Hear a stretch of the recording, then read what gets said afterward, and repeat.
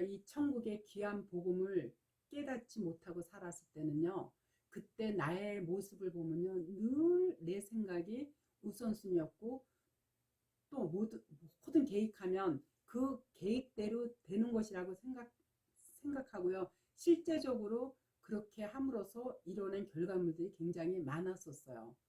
지금도 가끔 그랬던 그 시절에 나의 열심을 떠올리면요, 영적인 시각에서 그게 얼마나 무모하고 어리석었나 스스로 자각할 때가 굉장히 많아요.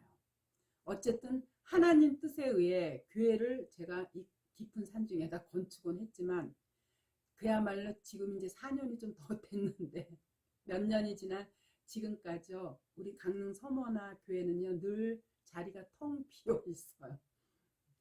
저는 그 채워지지 않은 이 빈자리가 마음에 이렇게 걸렸다는 그런 뜻이 아니라, 우리가 설교를 준비할 때는 한 영혼을 위해서 이제 말씀을 준비하는데, 그 한 영혼을 깨닫게 해서 열심히 이 말씀 준비를 해놓는데, 한 사람한테 하나, 1000사람한테 하나 똑같거든요.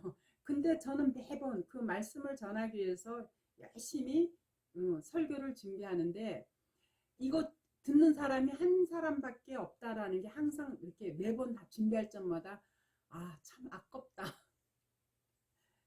사람들이 와서 이 복음을 좀 들어주면 굉장히 좋을 텐데, 물론 이제 간혹 몇몇 사람들이 오면 그분들도 그렇게 얘기를 해요. 목사님 설교는 저 혼자 듣기 너무 아까워요. 이제 본인도 텅텅 비어 있는 게 늘 들을 적마다 좀 아쉬움이 있어서 그런지 그 얘기를 하더라고요.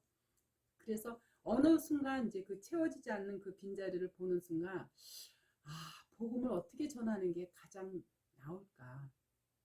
그때부터 항상 제가 그 문제를 놓고 고민하기 시작했어요. 저는 제가 고민하는 게 아니라, 저는 이제 새벽 2시면 일어나서 이렇게 성경을 읽고 묵상을 하고 기도를 하는데, 기도 중에 이제 그 고민, 그 생각이 이제 자꾸 떠오르는 거야.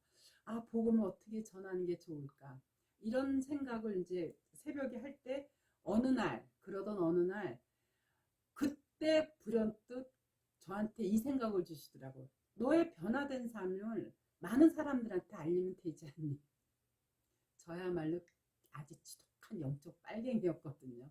저는 이 역학원을 저는 수십 년을 운영했던 사람이에요. 저한테 공부를 배우고 한 그 스님이라든가 무속인들이라든가 또 시내 곳곳에 보면 뭐 사주 카페에 있는 상담사들, 또 철학원 간판을 걸고 있는, 거기에 제 제자들이 굉장히 많아요. 왜냐하면 제가 그동안 공부를 가르쳐서 내보낸 제자들이 수천 명이 되니까, 그들이 그거를 전국 곳곳에서 하고 있으니까 제 제자가 얼마나 많겠어요. 그리고 저는 또 항상 교회나 목사들을 싸잡아 욕하고 다녔어요. 이랬던 제가 역학국에 오랫동안 몸 담았고 늘 교회와 목사를 싸잡아 욕했던 제가 지금은 모든 걸 다 내려놓고 이 깊은 산 중에서 복음만 전하겠다고 하는 이 놀라운 변화가, 이게 바로 기적인 거예요. 그러니까 그때 불현듯 네 산 자체가 바로 세상 사람들한테는 복음이 된다. 그걸 전하면 되지 않냐 하는 생각을 딱 이렇게, 하나님의 부드러운 음성이 이렇게 저한테 들리듯이, 하나님의 음성이 들렸다는 게 아니라요, 부드럽게 들리듯이 그 말씀 속에서 제가 이렇게 딱 와서 닿더라고요. 물론 저는 이제 늘 새벽이면 일어나서 이렇게 글을 쓰는 게 습관화가 돼서 되는데, 그래서 이제 제가 준비한 책이 몇몇 권이 돼요. 저의 간증 비슷한 자전적인 그러한 책들이 몇 권이 되는데, 이것도 그냥 쓴 게 아니라 불현듯 저한테 생각을 주시는 그 하나님의 은혜 덕분으로다가 제가 책을 낸 거였거든요. 저는요, 기도 중에 일어나는 모든 생각은요, 하나님이 주시는 지혜의 선물이라고 생각해요. 그래서 저는 매번 지혜를 주십사고 기도를 드리긴 하지만은요, 지혜 자체가 바로 예수 그리스도거든요. 예수 그리스도의 말씀을 좀 더 깊이 깨닫게 해달라고 날마다 기도를 해서 그런지 몰라도요. 어떤 어려운 그 예기치 않은 그 문제가 이렇게 봉착할 때나 혹은 어느 틈인지 모르게 이렇게 기도 중에 그 지혜를 주시는 그 하나님을 저는 수시로 만나고 있어요. 그래서 뭔가를 구하고자 할 때 특히 성경을 읽고요. 이해가 되지 않을 때는요. 묵상을 통해서 그 문제에 대한 해결 방안을 얻고는 해요. 그때 이 가슴에서부터 올라오는 그 은혜의 충만함은요. 그 무엇과도 비교할 수가 없어요. 전 사실은요. 역학학원을 굉장히 오랫동안 운영했던 사람이에요. 그동안 저한테 배우고 간 그 스님이라든가 무속인들이랑 무속인들이 수없이 거쳐갔고요. 거리 곳곳에 철학원 간판이나 또 상담사, 사주 카페 상담사들이 거의 제 제자들이 굉장히 많이 전국에 포진하고 있어요. 어떤 제자는요, 간혹 이렇게 TV를 틀면요, 거기서도 나오는 친구들이 있어요. 그때는요, 나 스스로가요, 역학계 큰 손이라고 자처하고요, 나보다 더 많이 공부한 사람 있으면 나보라고 할 정도로요, 아직 그 정도로 큰 소리 치면서 이 역학 분야에서는 굉장히 자만하고 매우 교만하다고 할 정도로 다 굉장히 당당했었어요. 저는 정말 이 성경 말씀을 통해서요, 하나님을 너무 깊이 있게 깨달았기 때문에요, 이제는 더 이상 제가 그 역학 공부를, 역학계 큰손이 되기까지 그 수십 년 공부한 거를 한순간에 다 내려놓는데도요, 요만큼의 어떤 미련도 없었어요. 왜? 더 큰 걸 얻었거든요. 그러니까 이 오늘날 목사들은요, 성경 말씀을 깨닫지 못하니까 아주 그냥 어떤 행위적으로 열심히 선교하고 봉사하고 이런 걸로다가 자신들의 어떤 그 종교 행위, 믿음 생활을 증명해 보려고 하는 그 모습들을 이렇게 볼 적마다요. 저는 참 목사들 좀 가증스럽게 느껴져요. 그 밑에서 설교를 들은 교인들도 똑같은 마음으로 그렇게 하고 있는 거 보면요. 정말 사랑은요. 하나님만 온전히 하실 수 있는 거예요. 우리 인간은요. 하나님의 그 말씀이 내 심령 안에 없는 사람들은요. 절대 사랑할 수가 없어요.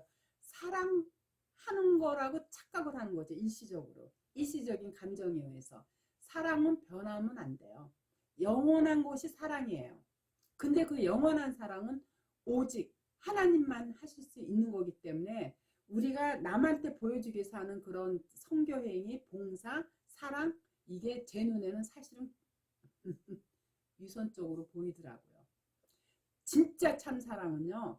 내가 복음을 깊이 깨달았을 때 이 복음을 단 한 영혼한테라도 온전히 전해야 하지 않은 그 자체가 바로 성경에서 얘기하는 사랑이기 때문에 교회들의 그런 유선적인 그런 행동을 보면요. 저는 속이 뒤집혀져요. 그래서 저는 억지로 어떤 행위를 안 해요. 제가 진짜 그리스도 예수 안에서 말씀으로 감동을 받을 때는요. 정말 그 사랑을 이웃에서 나누고 싶어서 자연 발생적으로 울어서 나올 때, 그리고 그럴 때 또 누군가가 어렵고 힘들 때 이렇게 도와줄 수 있는 거는 되는데 저는 그 마음이 일지 않으면 절대 하지 않아요. 저는 오히려 성경 말씀을 깨달으면 깨달을수록요 굉장히 차갑고 냉정해지더라고요. 사람들 보는 시각이 그렇다는 거예요. 사람들을 대하는 거. 왜? 성경에는 의인은 하나도 없다 그랬거든요. 그리고 인간의 마음속에는 악독과 개울과 탐심과 욕심과 자만과 이런 것들만 가득 차다는 거를 저는 성경 말씀을 통해서 깨달은 바가 있기 때문에 저는 절대 사람들한테 잘 보이려고 노력하지 않아요. 사람한테 신경 쓰질 않아요. 누구한테만 신경 쓰느냐? 하나님이 지금의 나의 마음을 어떻게 바라보고 계실까? 그렇기 때문에 내 이 속마음에서 일어나지 않는 이런 모든 행위는 저는 일부러 안 하고 있어요. 근데 가끔 성경을 깊이 깨닫다 보면요. 정말 가끔 나도 모르게 정말 어렵고 힘든 사람들 보면 마음에서 이렇게 주고 싶을 때가 있어요. 그때만 저는 해요. 근데 그 마음이 항상 있질 않거든요. 말씀이 나를 인도할 때만 그 마음이 생길 때 저는 이웃사랑도 그때만 해요. 눈은요, 사람 눈은 속일 수 있을지 몰라도요, 하나님의 눈은 절대로 속일 수가 없어요. 하나님은 우리의 마음을 관찰하시는 분이지 우리의 행위를 보시는 분이 아니에요. 내 마음에서 정말 그리스도의 깊은 사랑을 깨닫고 하는 행위인가 아닌가, 그 마음을 보시는 하나님이신 걸 너무나 잘 알기 때문에 저는 절대 제 마음에서 일지 않을 땐 안 해요. 왜? 나는 육의 몸을 입고 있기 때문에 가끔씩 이렇게 세상적인 생각을 할 때 저도 모르게 여전히 일자 그게 나아서 저를 항상 움직일 때가 많기 때문에 저는 그런 마음일 때는 절대 그 어떤 행위도 하질 않아요. 제가 한동안 어떤 이렇게 마음에 이 상처가 너무 깊어가지고요, 그 방황의 그늘에서 벗어나지 못하고 한동안 마음고생을 한 적이 있었어요. 물론 그리스도를 만나기 이전에요. 그리스도를 깊이 말씀을 통해서 깨닫고 난 그 이후에 저의 이 처절하게 아팠던 그 모든 시간들이요, 정말 아무것도 아닌 것으로 느껴지더라고요. 그리고 그러한 시간들이 오히려 제가 이 목회자 생활을 하는데 많은 도움이 됐어요.